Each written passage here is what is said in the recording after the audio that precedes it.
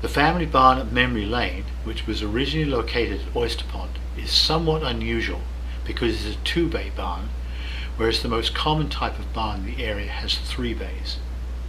A 3-bay barn has 3 basic sections. The central section called the threshing floor, with tall doors where hay for animals can be taken into the barn on a wagon, and a section either side to house animals or a workshop. Hay is stored above the ceiling of the sections on either side and is known as the haymow.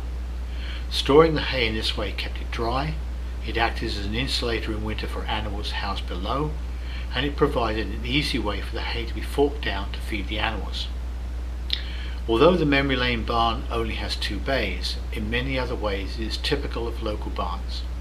For example, there is a lean-to at the back which was often used to house more animals, in which case it was called a hovel. In the case of the Memory Lane barn, the lean-to is used to store equipment. Memory Lane's barn works in much the same way as a 3-bay barn. If you look up at the haymow, you can see a hay fork attached to a block and tackle that was used to lift loads of hay up to the mow. Next to it is a wooden stick pointed at both ends. This is called a gamble stick and was used to hang butchered animals by their hind legs. The barn is about the same size as the average barn, which is quite a bit smaller than barns in more agricultural areas. Farming on the eastern shore was more of a small holding to serve the needs of a single family rather than a commercial farming operation. The family barn has been built using recycled materials as well as new materials. For example, the tie beam above the haymow has the mortise part of a mortise and tenon joint. This beam would have been part of the roof framing of an earlier barn. This pattern of reuse is quite common.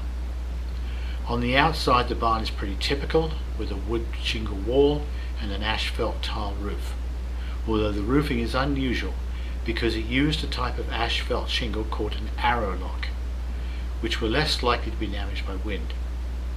These shingles are no longer manufactured, so each one was made by hand at Memory Lane to match the original shingles.